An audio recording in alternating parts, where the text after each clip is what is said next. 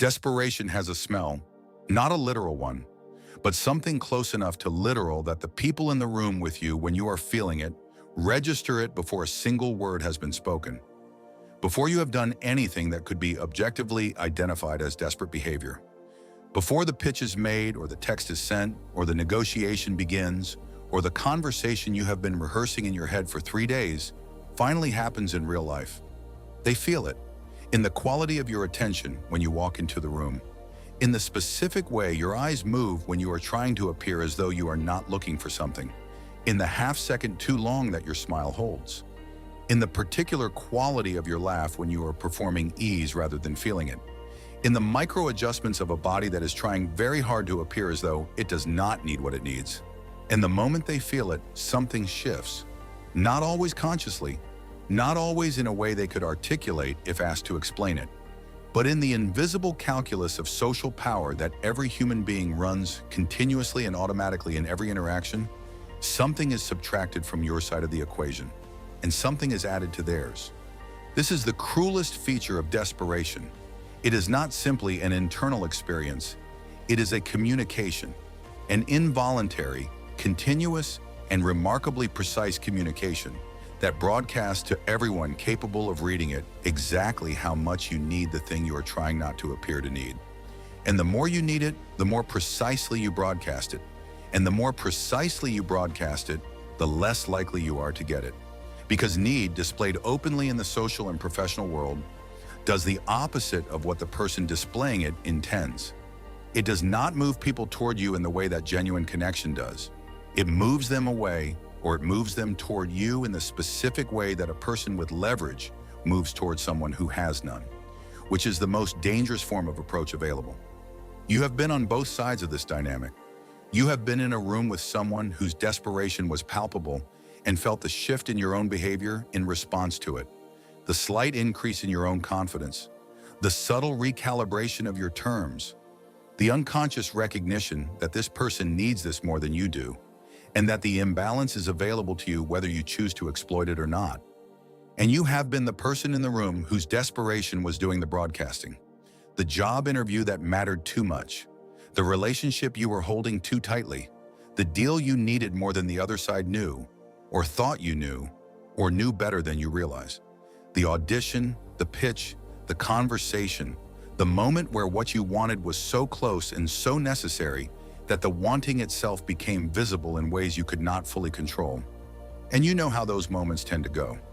Not always badly, but with a specific kind of friction that is not present when the need is lower. A quality of difficulty that has nothing to do with your preparation or your competence or the genuine value of what you are offering. A resistance that seems to come from nowhere and that you cannot argue against because it was never stated. It is simply there, in the room, responding not to what you said, but to what your body was saying underneath it. This is the problem that almost no practical advice actually solves, because most advice about not appearing desperate is advice about behavior. Speak more slowly, make less eye contact, do not follow up too quickly, wait longer before responding to messages, project confidence, all of which addresses the symptoms while leaving the source entirely untouched. Because the source is not behavioral, it is psychological. It is the internal state that the behavior is expressing. And internal states cannot be reliably concealed by behavioral modification, because the internal state generates a continuous and comprehensive signal that leaks through every gap in the behavioral performance. You slow your speech and your hands betray you. You wait longer to respond, and the waiting itself communicates the calculation. You project confidence, and the projection is visible as projection to anyone whose own emotional intelligence is calibrated above a basic threshold. The only solution that actually works, the only approach that produces genuine rather than performed non-desperation, operates at the level of the source, at the level of the psychological reality that desperation emerges from. And changing that reality requires understanding it with a precision that most discussions of this topic never achieve. Desperation is not simply the emotion of wanting something. Wanting things is a fundamental feature of being alive. Ambition, desire, hope, the reaching toward outcomes that matter to you, none of these are desperation. None of them produce the signal that people read and respond to with withdrawal or exploitation. Desperation is a specific configuration of wanting. It is wanting something combined with the belief, felt in the body rather than thought in the mind, that your fundamental well-being depends on getting it, that the version of yourself who does not get this thing is a version you cannot inhabit, that the loss of this particular outcome would not simply be a setback or a disappointment, but something closer to an annihilation of the specific future that makes the present bearable. That configuration, wanting plus existential dependency on the outcome, is what produces the signal. And it produces it because it is true. The body does not lie about what it believes to be existentially necessary. It cannot. The physiological systems that govern threat response, that prepare the organism for fight or flight, that flood the bloodstream with the chemistry of urgency, these systems do not distinguish between a physical threat to survival and a psychological threat to the narrative that the self depends on for its coherence. When you believe in the deep bodily way that bypasses rational assessment, that this job or this relationship or this deal or this person's approval is existential, your nervous system responds to the interaction as though your survival is at stake. And survival-level threat response, expressed through the social behaviors of a modern human in a professional or romantic context, reads to every observer who is paying attention as desperation. Because that is exactly what it is. The desperation of an organism that believes something it cannot lose is currently at risk. Understanding this clearly changes everything about how to address it, because it shows you that the question is not, how do I appear less desperate? The question is, how do I genuinely restructure my relationship with this outcome so that my nervous system stops treating it as existential? And the answer to that question is not a performance technique. It is not a mindset hack. It is not positive thinking or visualization or any of the other cognitive interventions that address the surface of the experience rather than its source. The answer is the deliberate, honest, and often uncomfortable construction of what the Stoics called alternative paths, and what modern psychology calls backup plans, but which is actually something more fundamental than that phrase suggests. The Stoic philosophers, particularly Epictetus and Marcus Aurelius, spent considerable energy on a specific practice that they considered foundational to everything else in their system. The practice of premeditating outcomes, of sitting deliberately with the realistic possibility of not getting the thing you want, not as a pessimistic exercise, not as a preparation for defeat, but as an act of genuine inquiry. What actually happens if this does not go the way I need it to go? What does the next day look like? And the day after? And the life that continues to exist in the absence of this particular outcome? This inquiry, done honestly rather than as a reassuring performance of resilience, almost always reveals something important, that the thing being pursued, while genuinely valuable and genuinely desired, is not actually existential.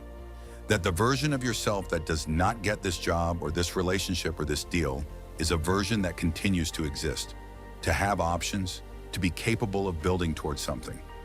Diminished perhaps in some specific way, disappointed certainly, but not annihilated, not the catastrophic collapse of everything that the nervous system is currently treating it as. And that revelation, when it is genuinely felt rather than simply thought, does something specific to the physiological experience of the pursuit. It moves the nervous system out of the survival register and back into the resource register. Back into the mode of a person who is pursuing something valuable from a position of genuine choice, rather than a person who is grasping for something necessary from a position of no alternatives.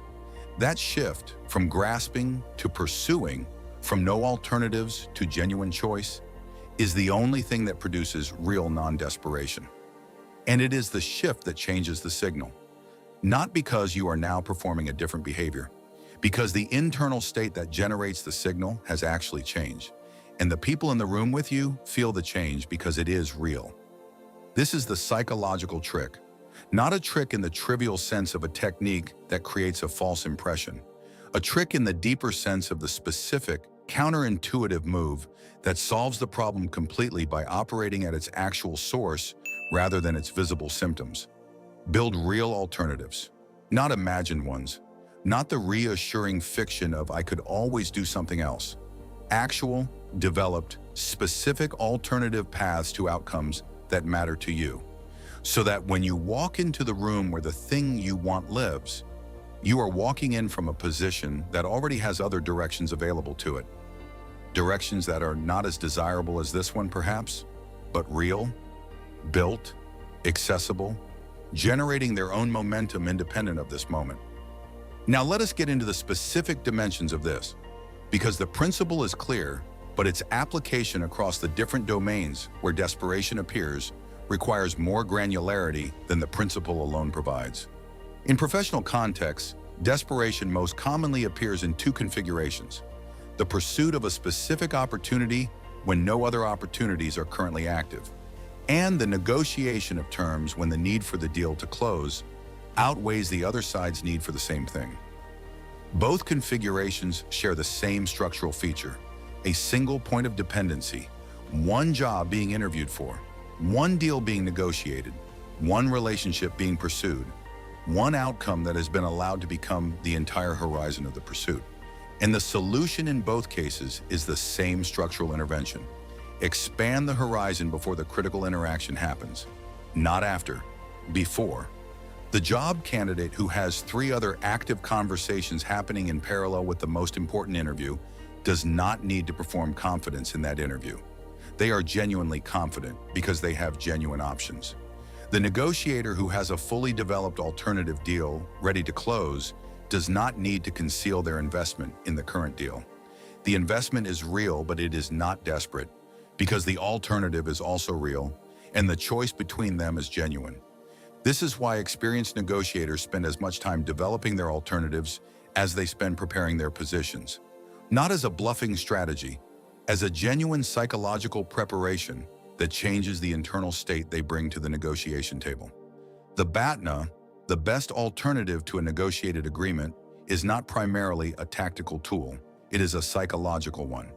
It moves the negotiator out of the survival register by giving them somewhere real to go if this does not work.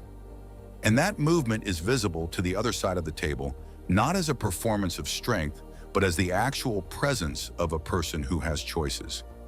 In romantic and personal contexts, desperation is generated by the same structural feature, but the intervention requires a different application of the same principle. The single point of dependency in romantic desperation is usually not a specific alternative relationship, though the existence of a full and engaging life serves a similar function. It is the dependency of self-concept on the other person's response.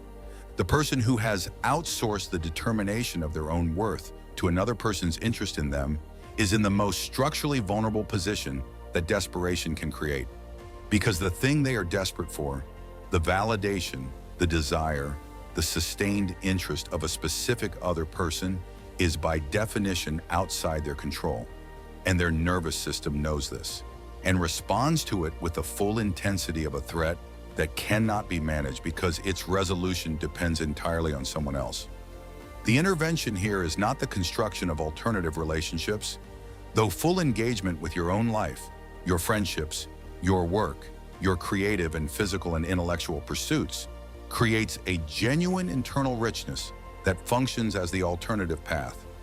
The intervention is the reconstruction of the source of self-assessment, the deliberate return of the determination of your own worth to something internal and verifiable, something that the other person's response cannot grant and cannot take away.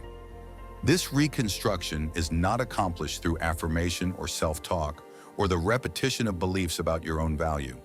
It is accomplished through the accumulation of actual evidence, the work you do and the standard you hold it to, the commitments you make and whether you keep them with yourself as consistently as you keep them with others, the growth you pursue and the genuine competence it produces, the integrity of your private behavior relative to your public presentation.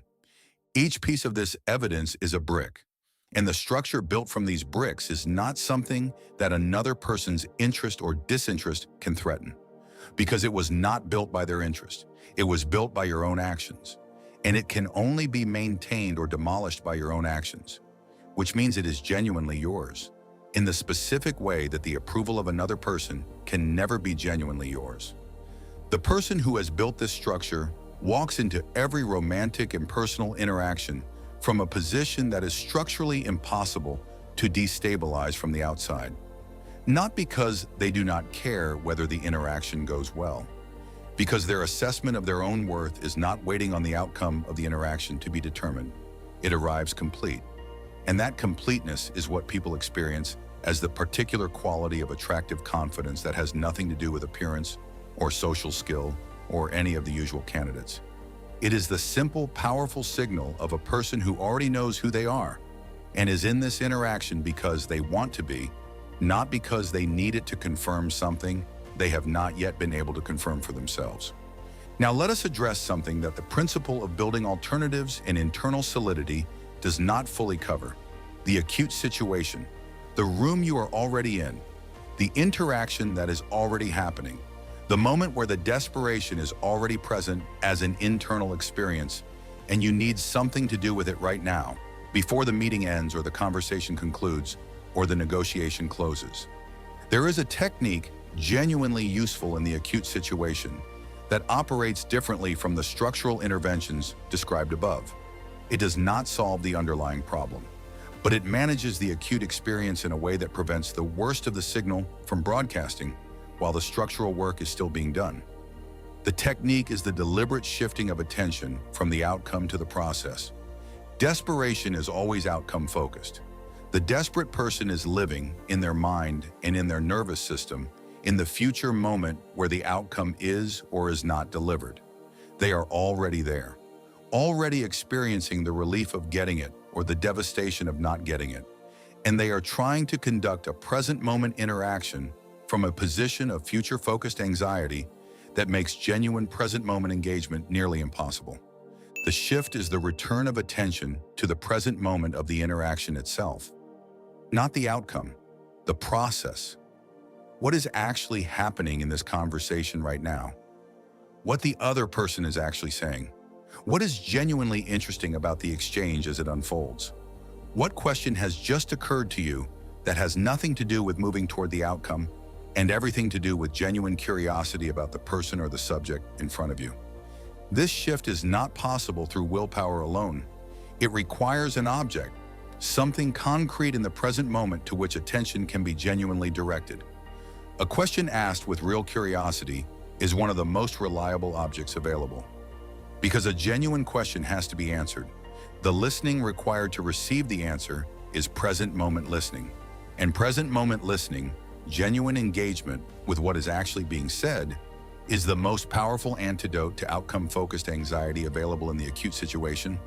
It also, incidentally, produces the most attractive quality that any person can project in an interaction: the quality of genuine interest, of being fully present with another person in the specific moment of the conversation rather than partially elsewhere, managing an agenda or monitoring an outcome, or performing a version of yourself that you hope is landing correctly.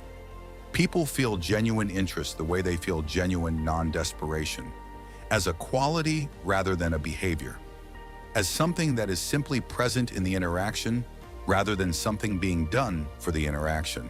And the feeling of being genuinely interesting to someone, of being the object of someone's authentic curiosity, is one of the most powerful experiences available in human social exchange. It creates a response in the other person that no performed technique can reliably produce, because it is not a performance, it is contact. Real, present moment contact between two people who are actually here. This is what the shift from outcome to process makes available. Not just the management of your own desperation signal, the creation of an entirely different quality of interaction. One in which the outcome you were desperate for becomes more likely not because you have concealed the desperation, but because you have genuinely, temporarily stopped being desperate by redirecting your attention to something real and present that is not the outcome. There is a final element of this subject that almost nobody addresses, and that is in many ways the most important for the long-term practice of non-desperation as a genuine quality rather than a managed performance. The acceptance of the possibility of loss, not as resignation, not as the abandonment of ambition or desire, or the reaching toward outcomes that matter, as a genuine, felt, embodied acknowledgement that loss is possible, and that you will be intact on the other side of it. Every form of desperation is ultimately a refusal to accept this possibility. The desperate person is not simply someone who wants something very much.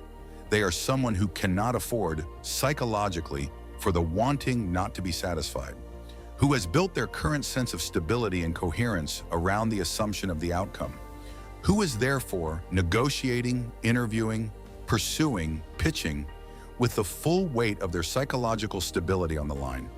The person who has genuinely accepted that loss is possible, who has sat honestly with what the loss would actually mean and what their life would actually look like in its aftermath, and who has found in that honest sitting that the aftermath is survivable.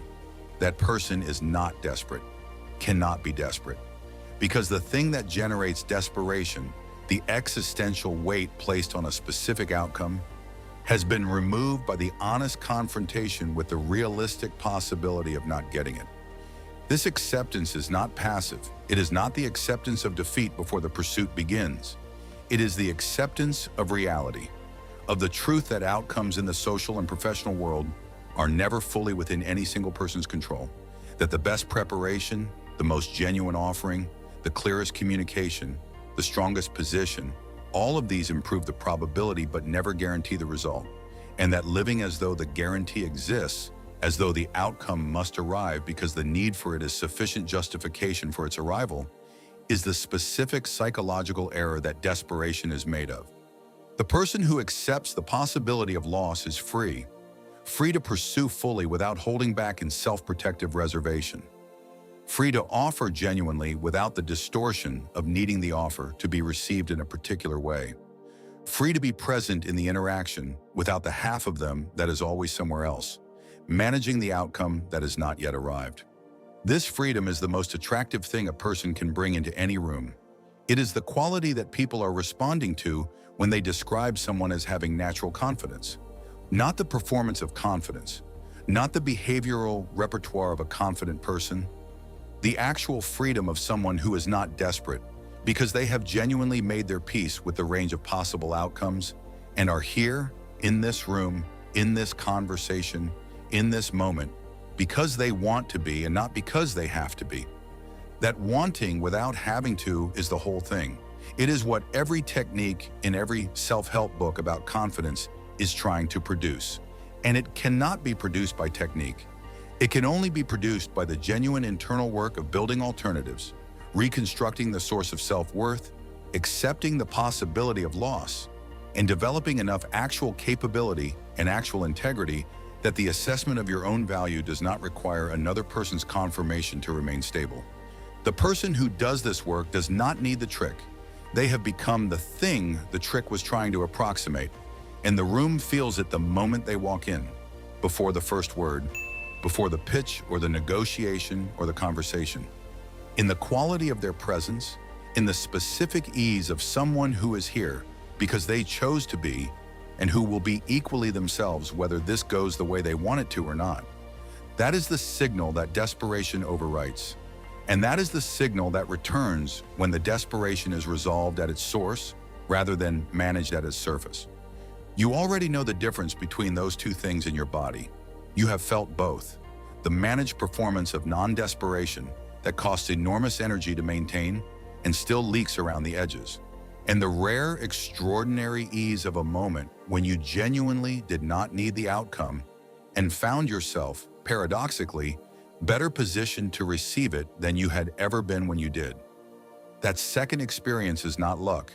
It is not a mysterious gift available only to some people in some moments. It is the predictable result of a specific internal configuration, one that can be deliberately built and maintained and brought into every room where something important is at stake. Build the alternatives, reconstruct the source, accept the loss, return to the process. Do this not once, not as a technique for a specific high-stakes moment, but as the ongoing practice of a person who has decided that desperation is too expensive, that it costs more than the things it is trying to protect, that the signal it sends does more damage to what you are pursuing than the pursuit would suffer from a genuine, embodied, structural peace with all possible outcomes. The room feels who you are before you speak. Make sure who you are, in the most interior and genuine sense, is someone who does not need this to go a specific way in order to remain whole. That wholeness is the trick, the only one that works, and it was never a trick at all.